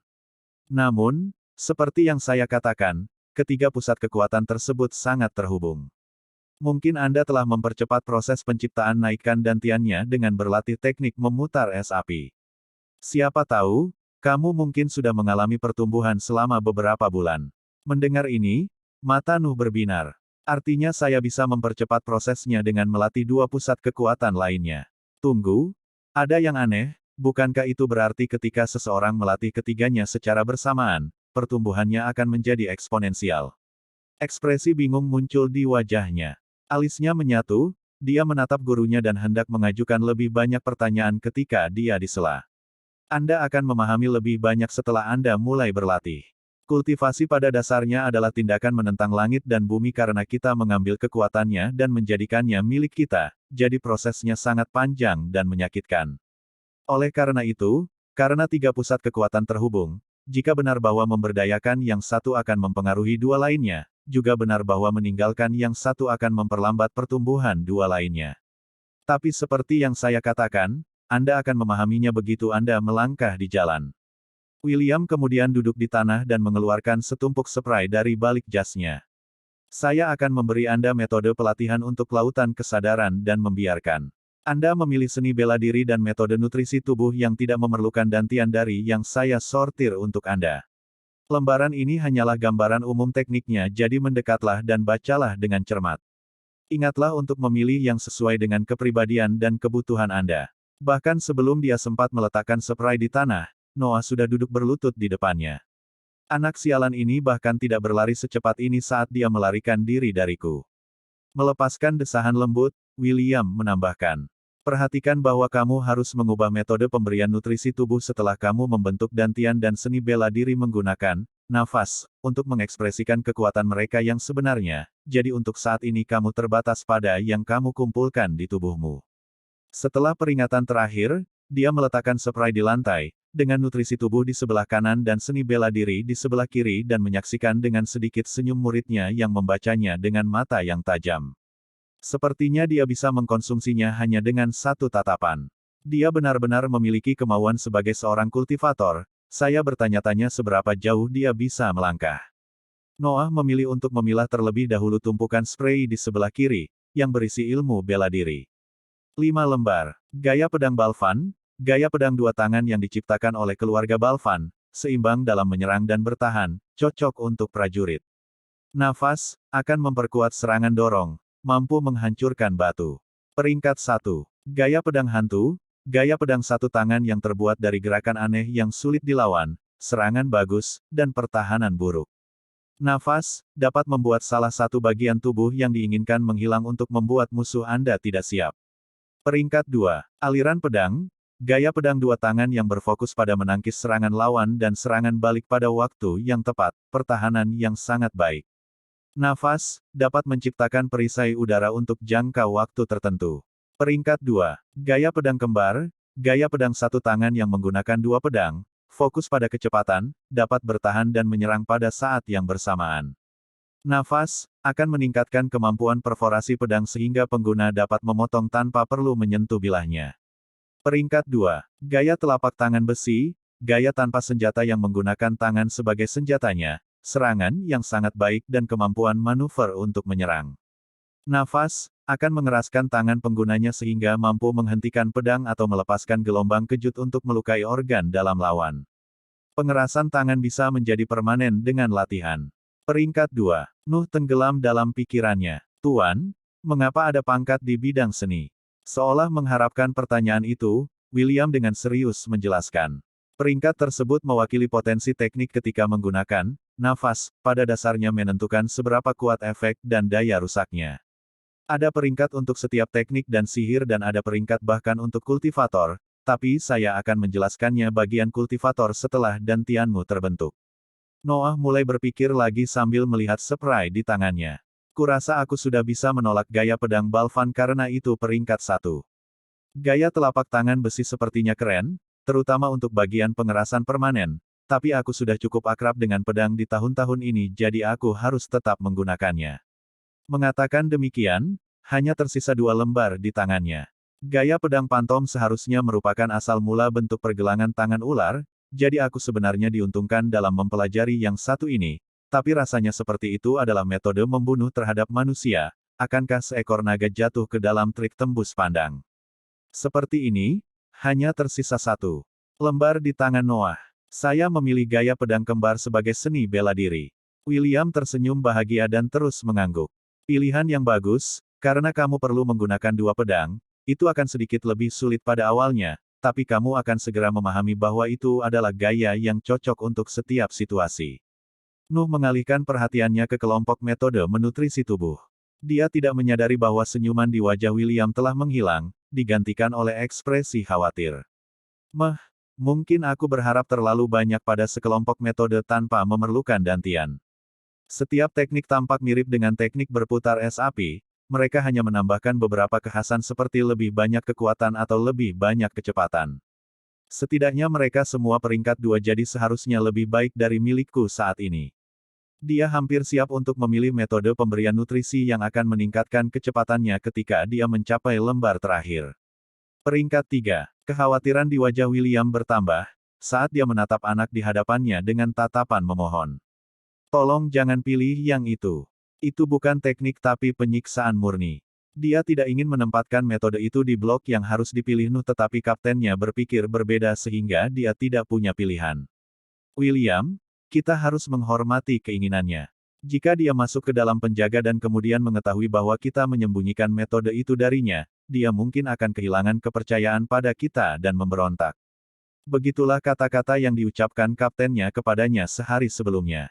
Tetap saja, menurutku seorang anak kecil pun tidak bisa memahami rasa sakit yang kita bicarakan di sini. Sementara William tenggelam dalam kekhawatiran dan pikiran, Nuh dengan tidak percaya membaca metode peringkat 3 di tangannya. Penempaan 7 neraka, puncak nutrisi tubuh dari mereka yang tidak membutuhkan dantian, itu sama dengan metode yang membutuhkan dantian dalam hal kekuatan, jadi jika penggunanya selamat dari perawatan, dia akan mendapatkan tubuh berkemampuan peringkat 3, memblokir seni bela diri peringkat 1 dan mantra sihir peringkat 0 hampir tanpa bahaya. Selain itu, karena ini adalah tubuh yang dibentuk oleh nafas, ia akan mempunyai penyesuaian yang lebih baik dengannya, mempercepat pemulihan dan manipulasinya. Perawatannya terdiri dari pemecahan sejumlah titik akupuntur di tempat tertentu untuk menciptakan pusaran serapan yang akan memaksa nafas langit dan bumi masuk ke dalam tubuh dan merekonstruksi titik akupuntur tersebut. Kemudian pria tersebut harus beristirahat dan membiarkan titik akupuntur baru tersebut membentuk dan memberi nutrisi pada tubuh untuk jangka waktu tertentu. Kemudian dia harus mengulangi perawatan tersebut sebanyak 6 kali. Peringatan, sangat berbahaya. Pengguna tidak boleh kehilangan kesadaran selama proses untuk memanipulasi nafas, atau mungkin ada kesalahan dalam proses rekonstruksi yang menyebabkan kelumpuhan permanen atau kematian. Peringatan, sangat menyakitkan. Mengangkat kepalanya, Noah akhirnya menyadari ekspresi khawatir dari tuannya. Tuan, saya pikir untuk memilih dengan benar saya harus memahami dengan lebih baik perbedaan peringkat antara seni yang berbeda. William berusaha menyembunyikan kekhawatirannya dengan sedikit senyuman dan berkata, tentu, coba lihat dengan cara ini, semakin banyak variabel yang kamu tambahkan ke dalam satu serangan, semakin kuat serangannya. Yang terlemah dari semuanya adalah tubuh, yang hanya terdiri dari penguatan, seperti memperkuat dinding. Lalu muncullah ilmu bela diri, seni, yang merupakan campuran tubuh dan nafas, jadi tentu saja, kekuatannya akan 1,5 kali lebih tinggi dari tubuh sederhana. Pada akhirnya, ada mantra sihir, yang menggunakan elemen tertentu dari nafas. Anda mengumpulkan dalam dantian Anda yang dicampur dengan energi mental untuk menciptakan mantra, sehingga itu akan menjadi yang paling kuat dan destruktif. Secara umum, peringkat tertinggi seorang kultivator adalah tubuh, sedangkan tingkat kultivasi dan energi mentalnya sangat mirip. Untuk saat ini, anggap saja level dantian sebagai bentuk bahan bakar, semakin tinggi levelnya, semakin kuat efeknya jika digunakan untuk seni bela diri dan mantra. Noah mengalihkan pandangannya kembali ke spray di tangannya. Kelebihan teknik ini cukup luar biasa, saya hanya tidak tahu apakah itu sepadan dengan risikonya. Berapa biaya yang dibutuhkan seorang pria dengan dantian untuk mendapatkan tubuh peringkat 3 dengan cara ortodoks? William sedikit ragu sebelum menjawab, dan kemudian dia memilih untuk mengatakan yang sebenarnya. Kalau dari awal seseorang melatih metode untuk tubuh peringkat 3, tanpa melalui metode peringkat 1 dan 2, maka akan memakan waktu antara 5 hingga 15 tahun. Berapa level tubuhku saat ini? Berapa biaya yang dibutuhkan dengan metode ortodoks setelah aku mendapatkan dantian dan sementara itu melatih metode peringkat 2? Berapa banyak dengan teknik ini? Badai pertanyaan keluar dari mulut Nuh. Jika dia harus mempertaruhkan nyawanya, dia ingin memastikan manfaatnya jauh lebih tinggi daripada bahayanya.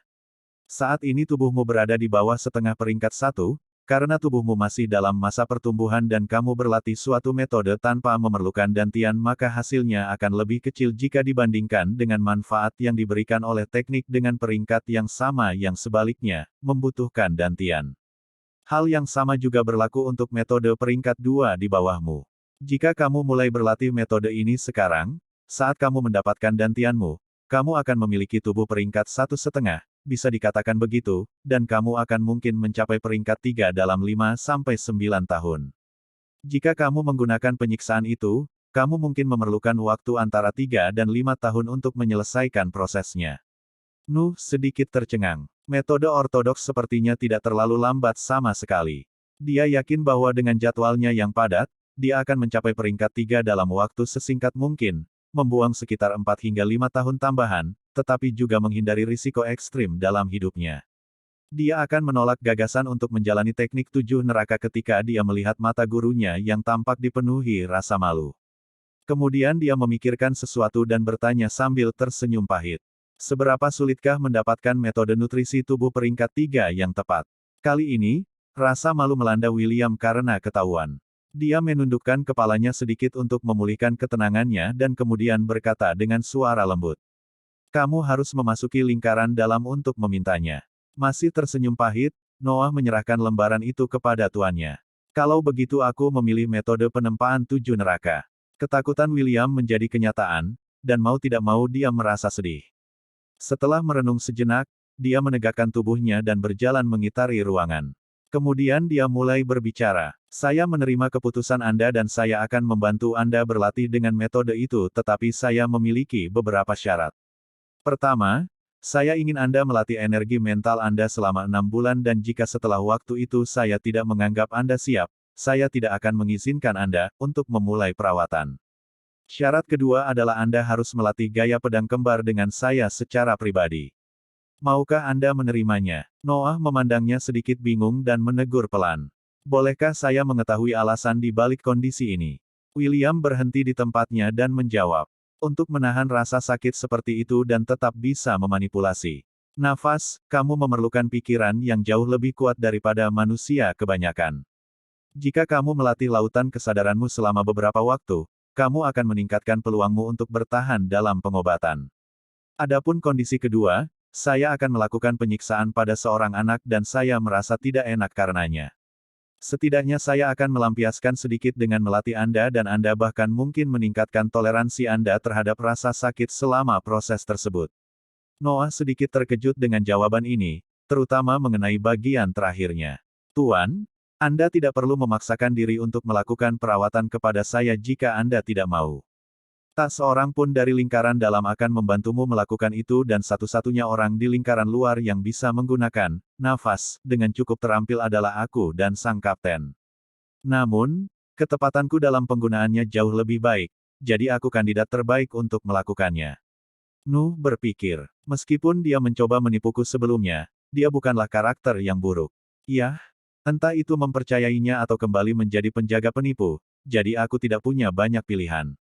Saya setuju, kata Nuh pada akhirnya. Luar biasa, jawab William, lalu ia mengambil selembar kertas lain yang terlipat dari saku celananya. Dia menyerahkan lembaran terlipat itu kepada Noah dan kemudian mulai menjelaskan lagi. Di dalam lembaran itu, ada tertulis sebuah rune yang disebut rune Kesier yang diambil dari nama spesies binatang ajaib yang mereka peroleh. Dikatakan bahwa binatang ini memiliki energi mental yang sangat kuat sehingga mereka dapat memeras seorang pria dewasa menjadi segumpal daging kecil dengan satu pemikiran. Mereka mirip dengan monyet besar dan masing-masing jenisnya memiliki jumlah rune yang berbeda yang terdapat di punggung mereka. Semakin banyak rune yang mereka miliki, semakin kuat energi mental mereka. Ketika manusia mengetahui bahwa mereka dapat menggunakan rune ini untuk memberdayakan energi mental mereka, pemusnahan besar-besaran dimulai, dan dari spesies Xier, hanya rune yang tersisa sekarang. Metode untuk melatih energi mental adalah hasil eksperimen bertahun-tahun pada rune ini. Saat ini, ada 3 set yang masing-masing terbuat dari 3 rune dengan total 9 rune. William berhenti sejenak lalu menunjuk lembaran terlipat di tangan Noah. Yang kuberikan padamu adalah rune pertama dari set pertama. Saat kamu membacanya, kamu akan merasakan sakit yang luar biasa di pusat otakmu, yang disebabkan oleh interaksi pertamamu dengan lautan kesadaran. Sebenarnya, ada metode yang tidak menimbulkan rasa sakit untuk berinteraksi untuk pertama kalinya dengan lautan kesadaran, tetapi itu akan memakan waktu seminggu dan mengetahui tipe masokis seperti apa Anda. Saya tahu bahwa metode ini lebih cocok untuk Anda. Silakan coba membaca rune, setelah rasa sakit itu datang, fokuslah padanya untuk memasuki lautan kesadaranmu. Noah tersenyum kecil dipanggil masokis, dia hanya ingin menjadi lebih kuat, bukankah itu sama untuk semua orang? Dia perlahan membuka lipatan kertas di tangannya sampai sehelai tinta terlihat. Segera, dia merasa kepalanya seperti akan terbelah. Dia mengerang, menahan rasa sakit dan menyembunyikan lagi rune itu dan kemudian dia fokus pada asal mula rasa sakit itu. Dia merasa berada di dunia lain. Perasaan berada di tanah menghilang dan tidak ada bau, hanya suara deburan ombak laut yang terus terdengar. Dia membuka matanya dan melihat sekelilingnya. Dia sedang duduk bersila di udara. Sosoknya setengah transparan. Di atasnya ada kegelapan, dipisahkan oleh penghalang berbentuk bola, di bawahnya ada laut biru, dengan sedikit gelombang di permukaannya. Setelah beberapa detik penuh keheranan, dia mendapati dirinya kembali ke kamar dengan William yang menatapnya, sepertinya hanya 1 saat telah berlalu. Tuan, bisakah Anda menjelaskannya? Tanya Noah yang benar-benar terpana dengan pengalaman keluar tubuh ini. Anda baru saja melihat lautan kesadaran Anda. Anggap saja itu adalah dimensi pribadi, tempat pikiran, emosi, dan energi mental Anda disimpan.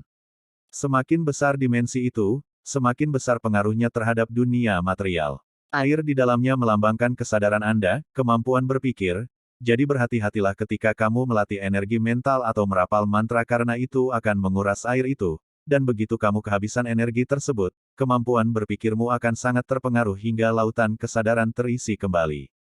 Kamu bahkan mungkin akan pingsan dalam situasi itu dan jika itu terjadi terlalu sering, kamu bahkan dapat merusak bolamu. Begitu bola itu rusak, pikiranmu akan hancur dan kamu hanya akan menjadi tubuh hidup tanpa kemauan atau pikiran. William sedang berbicara dengan wajah yang sangat serius pada saat itu, sulit membayangkan berapa banyak pria yang telah menghancurkan lingkungan mereka sendiri dengan mencoba melampaui batas kemampuan mereka atau memaksakan diri. Sedangkan untuk yang lebih tinggi hanya keluarga Sosti atau keluarga bangsawan tinggi serupa yang mungkin memilikinya. Sekarang, cukup dengan penjelasannya, kembali ke rumah Anda dan mulai berlatih rune pertama. Saya akan mengirimkan formulir dan deskripsi gaya pedang kembar ke penginapan Anda termasuk pedang lainnya.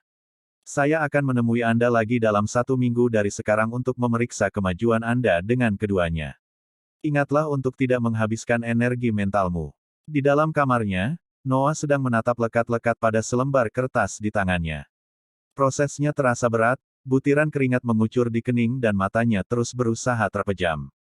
Ini sangat sulit. Lanjutkan, teruskan. Mata sialan tetap terbuka. Noah benar-benar fokus pada tugasnya dan mengabaikan segala sesuatu di sekitarnya. Seiring berjalannya waktu, tangannya mulai gemetar dan matanya menjadi lebih merah dan merah. Di dalam lautan kesadarannya, ombak terus melonjak dari tengah bola tempat sosok Nuh yang setengah transparan berdiri dengan mata tertutup. Kerutan dalam muncul di wajahnya. Gelombang akan menghantam batas bola dan memperbesar kelilingnya beberapa milimeter setiap saat. Ketika proses ini terus berlangsung, permukaan air laut akan turun dan pada saat itu luas permukaan laut sudah mencakup kurang dari 1/4 luas permukaan laut.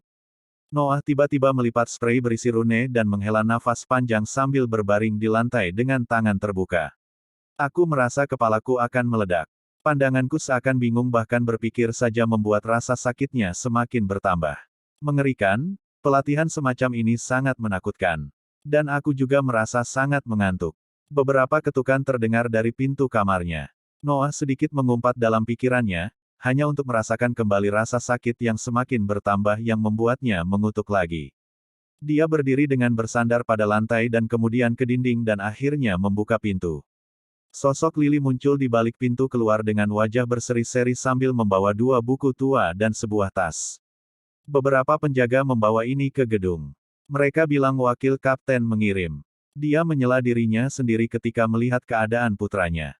Dia tampak sangat lelah. Wajahnya pucat dan matanya setengah tertutup dan merah seluruhnya. Dia memperhatikan bagaimana dia menggunakan pintu sebagai penyangga untuk menjaga dirinya tetap berdiri. Dia buru-buru melompat ke arahnya dan meletakkan bahunya di bawah ketiaknya sebagai penyangga. Dia kemudian bergerak menuju tempat tidur sambil berteriak. Apa yang terjadi padamu? Apakah itu William, kan? Atau para penjaga? Aku akan bicara dengan kapten sekarang. Aku akan. Sebelum dia menyelesaikan ventilasinya, Noah duduk di tepi tempat tidur dan mengangkat tangan untuk menghentikannya berteriak lebih dari itu. Kepalanya sangat sakit tetapi dia memaksakan diri untuk berbicara karena dia merasa perlu menjelaskan sesuatu kepada ibunya. Bu, jangan khawatir. Itu hanya latihan khusus yang akan membuatku bisa melakukan sihir suatu hari nanti. Aku sedikit melebih-lebihkan karena ini pertama kalinya aku melakukannya tapi aku akan merasa lebih baik setelah aku tidur. Jangan khawatir, para penjaga baik padaku. Mereka tidak melakukan apapun yang bertentangan dengan keinginanku. Lily berhenti berbicara lagi dan menatap putranya. Menyentuh rambut hitamnya dan menatap mata biru sedingin es itu, dia merasa hangat karena kemiripan Noah dengannya. Dia kemudian duduk di sampingnya dan memeluknya sambil membelai kepalanya. Anakku ini sangat keras kepala. Kedewasaan yang dimilikinya hanya dapat dilampaui oleh tekadnya. Melihat anak dalam pelukannya, dia mengamati betapa hati-hatinya otot-ototnya dan banyaknya kapalan di tangannya. Sedikit rasa bangga terhadap anak laki-laki pekerja keras menyerbu dirinya dan dia melepaskan pelukannya dan menempatkannya di depannya, tangan terkunci di bahunya. Baiklah aku tidak akan berbuat apa-apa tapi kamu harus berjanji untuk lebih berhati-hati. Aku tidak ingin melihatmu dalam keadaan menyedihkan ini lagi. Dan jangan bekerja terlalu keras, ingat istirahat juga merupakan bagian dari proses latihan. Dan jangan berani-berani lagi melewatkan makan siangmu kalau tidak, akan ada konsekuensinya. Apakah kamu mengerti aku, anak muda? Nuh merasa sangat hangat mendengar kata-kata ini. Namun fokusnya ada di tempat lain. 1, 2, dan itu hanya sejauh yang saya bisa lihat. Dia menghitung tanda-tanda kekerasan baru di tubuh ibunya, itu adalah kebiasaan yang dia lakukan ketika dia melihat kekerasan pertama muncul pada Lily, pada saat dia meminta seorang guru. Baiklah Bu, aku berjanji. Aku akan berhati-hati. Ucap Noah sambil memaksakan senyum. Lily memandangnya beberapa kali dan kemudian berdiri meninggalkan buku-buku dan tas yang dibawanya di tempat tidur. Aku harus pergi sekarang, aku akan meminta para pelayan membawakanmu makanan besar. Ingatlah selalu bahwa kesehatanmu adalah yang terpenting. Selama kamu masih hidup kamu bisa melakukan apa saja. Dia kemudian mencium kening Noah dan setelah melihatnya untuk terakhir kali, dia keluar dari kamar. Noah terus melihat ke arah perginya ibunya, senyuman menghilang dari wajahnya dan mata merahnya menunjukkan rasa dingin yang jarang dia tunjukkan kepada orang lain. 324 yang terlihat sampai sekarang, ayah meningkatkan rasionya. Dia hanya akan melihat Riz masuk dan keluar kamar Lily secara acak, tidak pernah sekalipun matanya tertuju pada putranya. Sepertinya aku hanya bisa melatih energi mental di malam hari atau ibuku akan melihat efek sampingnya, aku tidak ingin membuatnya khawatir. Saat rasa dingin menyelimutinya, rasa sakit di kepalanya terus berlanjut tetapi dia mengabaikannya sama sekali. Saya menghabiskan sekitar 4 jam di lautan kesadaran, saya mungkin bisa bertahan lebih lama jika saya memaksakan diri, saya hanya perlu memahami tingkat pemulihan dengan tidur 1 malam. Dia melihat keluar jendela dan melihat bahwa mungkin masih jam 5 atau 6 sore. Kemudian dia mengalihkan perhatiannya pada buku-buku itu ke sisinya. Gaya pedang kembar dan penempaan 7 neraka, rupanya tuanku ingin aku terbiasa dengan perlakuan itu meskipun dia sangat membencinya. Dia pertama kali memilih buku yang menggambarkan gaya pedang dan mulai membacanya, mengabaikan rasa sakit yang ditimbulkannya di kepalanya. Ini memang seni bela diri yang lengkap dan penggunaan nafas nampaknya sedikit lebih mudah dibandingkan dengan teknik pergelangan tangan ular. Untuk mengaktifkan kekuatan sebenarnya dari seni bela diri, seseorang harus menggerakkan nafas sesuai dengan ritme dan pola tertentu dan kemudian dia harus menyinkronkan manipulasi ini dengan gerakan tubuh yang benar. Aku tidak bisa melatihnya sekarang karena mungkin lebih banyak ruginya daripada manfaatnya, tapi besok pagi aku pasti akan mulai melatihnya. Dia menutup buku itu dan membuka kotaknya, ada pedang pendek di dalamnya. Kualitasnya sepertinya melebihi yang dia curi dari tempat latihan. Pedang yang bagus sekali, William benar-benar menganggap serius masalah guru ini. Kemudian dia melihat buku yang berisi metode penempaan 7 neraka, sementara itu, makanan berlimpah yang terdiri dari nasi dan daging ayam telah tiba. Noah menelusuri informasi yang terdapat di dalam buku sambil makan, sedikit rasa mual akibat sakit kepala yang kuat muncul dari perutnya namun dia tetap memaksakan diri untuk makan. The Mad Doctor bergabung dan mendirikan setidaknya 12 aliran sesat untuk melakukan eksperimennya mengenai metode nutrisi tubuh. Kultus tersebut bertanggung jawab untuk menafkahi anak-anak berusia di bawah 13 tahun agar dia dapat bereksperimen pada mereka. Di akhir proses, metode 7 neraka diciptakan tetapi angka kematian hanya diturunkan dari 99% menjadi 85% tanpa mempertimbangkan efek samping yang ditimbulkan dari pengobatan tersebut pada spesimen. Nuh menghentikan bacaannya karena malam telah tiba dan dia merasa sangat lelah. Sebaiknya aku tidur, besok aku akan mulai berlatih dengan pedang kembar dan aku mungkin akan mulai dengan energi mental di sore hari. Aku bertanya-tanya apakah besok aku akan melihat beberapa perubahan dari latihan hari ini. Berpikir bahwa dia meletakkan buku-buku itu di sisi tempat tidurnya dan pedang itu kembali ke dalam kotaknya dan pergi tidur.